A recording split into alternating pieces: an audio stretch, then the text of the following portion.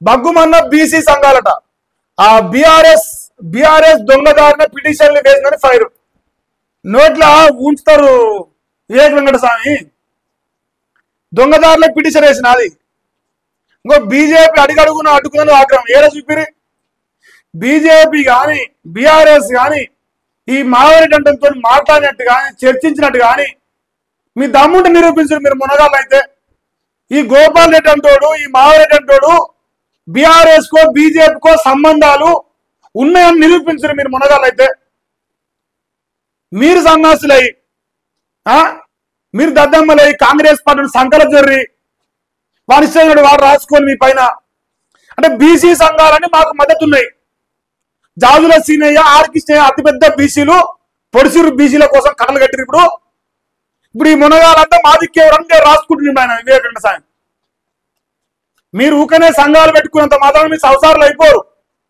ఓడేమో కాంగ్రెస్ అని ఎంగిలి మెత్తుకున్నాడు తెలియదు ఆ ఎవరికి తెలియదు ఊరుకురికి పోయి ముందర పోయి రేవంతుడికి ఫ్లవర్ బోకి గెలిచి మమ్మల్ని ఎర్రి పుష్పాలను చేసినోడు నేనేనాడే చెప్పినా కాంగ్రెస్ పడ్డాడు దొంగర నాయన మీరు సావకురి నాయన చెప్పిన ఇవాళ మీ సంవత్సరాల్లోని వాడు రాసుడు మీరు చెప్పుడు అది చెప్పిరో చెప్పలేదు మరి వాడి రాసుకుండో బీసీ చట్టం అంటే ఎవరి పైన పక్కుమన్నారు మీరు మునగాలు అయితే రేవంత్ రెడ్డి పక్కున మలగజీరాలి ఇప్పుడు ఇక్కడ ఏమి రేవంత్ రెడ్డి ఇదే నన్ను వచ్చిన జీవో రేవంత్ రెడ్డి కదా మీరు అడగాల్సింది అన్నం ఇప్పుడు వంజోని అడుగుతారా తిన్నోని అడుగుతారనే వంజోని అడగాలి ఏంద్రా మాకు పోవట్లే అని తిన్నోని అడుగుతారు ఈ సకాలం మన్నువాడ రాష్ట్ర వ్యాప్తంగా పలు చోట్ల కోర్టు తీర్పు కాపీలు దహనం చేసినట ఇది ముమ్మాటికి బీసీ వ్యతిరేక శక్తుల పని అంటారు జాజుల సీనయ్య ఇప్పుడు ఎవరాడు బీసీ వ్యతిరేకి రేవంత్ రెడ్డి ఎట్టిత్తరా రిజర్వేషన్ బీసీల కానీ అడిగిన మునగాడు రేవంత్ గౌడు మరి అడగవైతివి మునగాని లెక్క నేను మునగాన్ని ఏం రేవంత్ రెడ్డి అని అడగవైతివి గల్లా పట్టుకొని గుంజవైతివి రోడ్డు మీకి ఆ దమ్ము లేదు అంటారుగా రాజకీయ పార్టీలు ఎంగిలి మెతుకులేసి తిని బతుకుంటా మందికి నిధులు ఎప్పుడు మొదలు చదవదు ఇప్పుడు దొంగ అంటారు కానీ పోదని చెప్తాం ఉరికి ముందర ఉరికి పోయి పుష్పగుచ్చాలిత్తివి ఇప్పుడేమో కథలు పడుతున్నావు నేను అతిపెద్ద బీసీ బిడ్డల పైన ఎన్ని దుర్మార్గాలు జరిగిన మాట్లాడే సమాజాన్ని నా అతిపెద్ద బీసీ అట చెప్పదిరుతానికి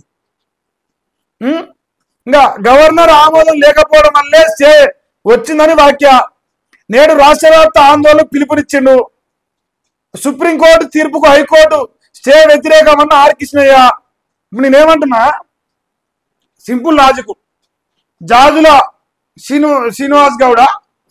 శ్రీనివాస్ గౌడు ఆర్ కృష్ణయ్య గారు ఇంకా ఇటు పోతే మా సిద్ధపండు మల్లయ్య గారు అటు పోతే మన రేవంత్ తొలివెలుగు రఘు గారు ఇంకా మేధావులు అని చెప్పే కోదండరామిరెడ్డి ఆకునూరి మురళి ఇంకోవైతే కాంగ్రెస్ పార్టీ బీసీల కోసం పుచ్చిన కథలు వలికిర్రో ఆ మేధావులని మునగాలంతా కూర్చొని ఆ అమరవీర స్తూపం కాడ అమరవీర దీక్ష సావురి అయితే రిజర్వేషన్ రాడది మీరు అన్న దిక్కాలి మీరు నిజంగా బీసీలే కదా చూద్దాం అంట కూడా మీరు ఎంత పెద్ద బీసీలో తెలుస్తుందా మాకు కూడా దొంగ బీసీలు మీరు అంత ఇప్పుడు దొంగ బీసీలు ఎక్కడ కనిపిస్తారు మీ దుర్మార్గంగా వద్దుర నాయన కాంగ్రెస్ నమ్మకంటే బీసీని ముఖ్యమంత్రి చేస్తుంటే వద్దట మనకు అది వద్దట ఈయన పోయి మంగళారతి పలికి వచ్చినారు మునగాలని పీకిత్తలని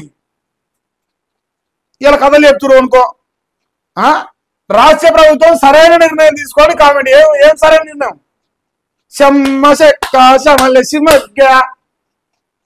అదే నా పాట పాడుకుంటున్నా సరైన నిర్ణయం అంటే ఏంది ఢిల్లీకి ఎందుకు కొట్లాడడానికి సావలే ఎందుకు ఉరికొచ్చి 2 రోజులకే ఆన్న ఎందుకు వండుకోవాలని గద అడుగురి ఆ దమ్ము లేక సాధారణ నిర్ణయం తెచ్చుకోవాలి సాధారణ నిర్ణయం తెచ్చుకుంటారు ఆయన చెప్పే ఇది పెద్ద నేరం వాడిని జైల్లో పెట్టాలని జైల్లో పెట్టురు మరి జైల్లో పెట్టుకోరి ఓడైతే బీసీ రిజర్వేషన్ కావాలంటున్నావు ఆ స్టేను సుప్రీంకోర్టులో వెకేట్ చేయించాలట దాసు సురేష్ అబ్బా ఇంకా పోరి ఈయన మంగళారతి ఈయన నాగిన్ డాన్స్ అయిపోయింది ఇప్పుడు ఇంకా సుప్రీంకోర్టులో ఆడుకోరు నాగిన్ డాన్స్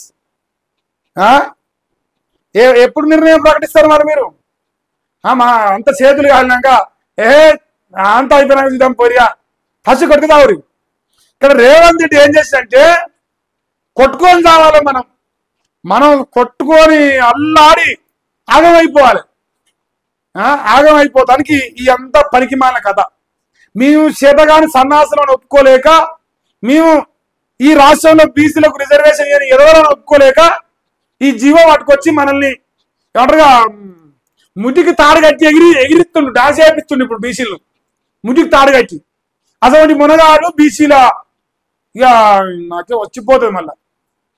ఆయన కోసం మీరంతా దొంగ నాటకాలు. ఇప్పుడు ఆయన చెప్పుడు, మీరు చేసుడు, బీసీలందరి పిచ్చోళ్ళని చేసుడు, మీరు సంఘము, మీరు మన్ను మశానం, మీరు కథ. ఏడ ఉద్రిక్తతలు ఏడ చేస్తారు? ఎప్పుడు చేసిరు మీరు?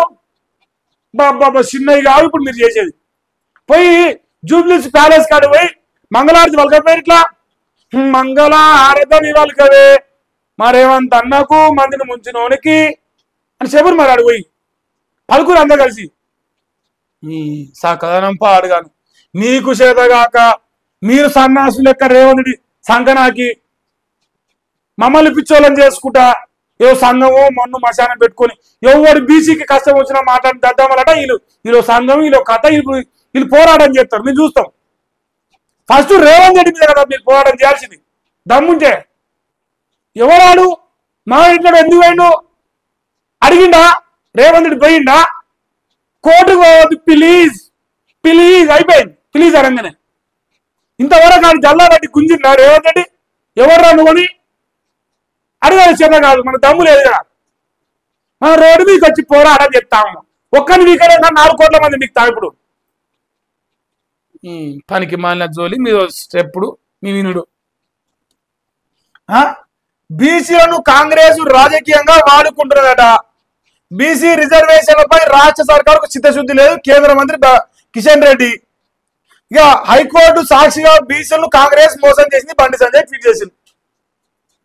మెసేజ్ పెట్టినంత అయిపోయింది. ఇప్పుడు హైకోర్టు సాక్షిగా బీసీలు మోసం చేసింది. ఓకే, బరాబర్ మీరు అన్నది కరెక్టే అనుకుందాం. 9th షెడ్యూల్లో చేరుస్తాను మీరు ఏమైనా ప్రయత్నం చేసిర్రా? ఇప్పుడు వాళ్ళు ఏమంటారు తెలుసా దానికి?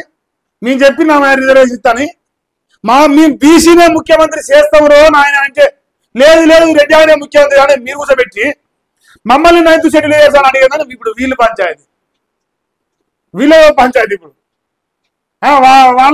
వాళ్ళెందుకు కాంగ్రెస్ చేయడం? వాళ్ళ బాగా వాళ్ళది అంతా కలిసి జనం పిచ్చోళ్ళని చేస్తారు లాస్ట్కి. ఇంకా ఇంకొక పార్టీ ఉంది కదా, ఈ పార్టీ వీళ్ళదేందో కాంగ్రెస్ మోసమట. చిత్తశుద్ధి ఉంటే ఢిల్లీ వేదికగా కొట్లాడాలి. ఇది పాయింట్ కదా. నిజంగా రేవంత్ రెడ్డి గారికి బీసీల పైన ప్రేమ ఉంటే, న్యాయం చేయాలని ఆలోచన ఉంటే, రేవంత్ రెడ్డి బీసీ వ్యతిరేకి కాకపోతే, రేవంత్ గౌడు, రేవంత్ ముదిరాజు, రేవంత్ మునుర్కాబు, రేవంత్ యాదవ్ అయితే నువ్వు కొట్టాల్సింది బీసీల కోసం ఢిల్లీలో కదా. ఈడేంది కథలు ఎప్పుడు అని వాళ్ళు అంటారు. మరి బీఆర్ఎస్ తరఫున మేము వస్తామంటారు హరీష్ రావు. నేను కూడా వస్తా రేవంత్ అన్న రామ్మంచే. అయితే నీ దగ్గర హెలికాప్టర్లకు పైసలు లేవు కానీ నేను ట్రైన్ కట్టుకొని వస్తా పో, బరాబర్ వస్తాం. యావత్ తెలంగాణలో బీసీ నాయకులు అందరూ వస్తారు. ఎవడోడైతే దొంగ బీసీలు ఉన్నారు అంతా అందరూ వచ్చి కూర్చుంటారు నీతో పాటు.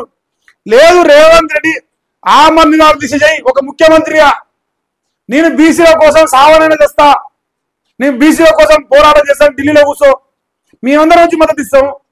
2010 ఇప్పుడు కేసీఆర్ తెలంగాణ కోసం కూర్చున్నాడు.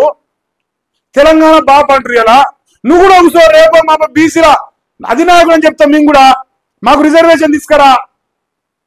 న్యాయమే కదా నేను అడిగింది, నేను చెప్పింది న్యాయమైన డిమాండ్ కదా. నిజంగా బీసీల పైన ఉంటే ఆ పని చేయి. అది చేత కాదు, అది చేయను. అమ్మో అది చెప్తాను నేను పచ్చరంగా ముందే. బీసీ రిజర్వేషన్లపై కాంగ్రెస్ డ్రామాలని హైకోర్టు ఇచ్చిన స్టేతో తేడతెల్లమైందట. ఇక జీవోతో రిజర్వేషన్లు సాధ్యం కాదని ముందే చెప్పినాం గంగుల కమలాకరు. ఇప్పుడు ఇక నా సొంత ఇప్పుడు 10 మంది ఇప్పుడు నేను చెప్పిన ముందే చెప్పిన ఎవరికి వాడు ఎవరికి నచ్చడు వాడు రాసుకుంటారు. అందరికీ కాదు ఇది వర్కౌట్ కాదని, అది ముందర పడదని, అది కొసలేదని. ఇక్కడ ప్రజలు మోసపోయారు, ప్రజలు దగాపడరు. సింపుల్గా చెప్తాను, ప్రజలే మోసపోయారు, ప్రజలే దగాపడరు.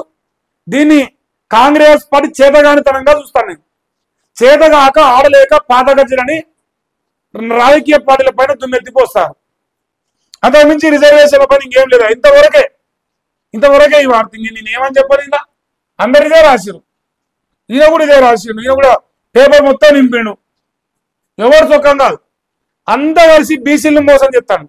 అది కాంగ్రెస్ అయినా, బీఆర్ఎస్ అయినా, బీజేపీ అయినా ఎవరు సుఖం కాదు. పేరుకే కథలు చెప్తారు బీసీ బీసీ బీసీ అని. అంటే చిత్తశుద్ధి చేయాలి. శివుని పూజ ఎన్నిసార్లు చేసి ఏం ఉపయోగం?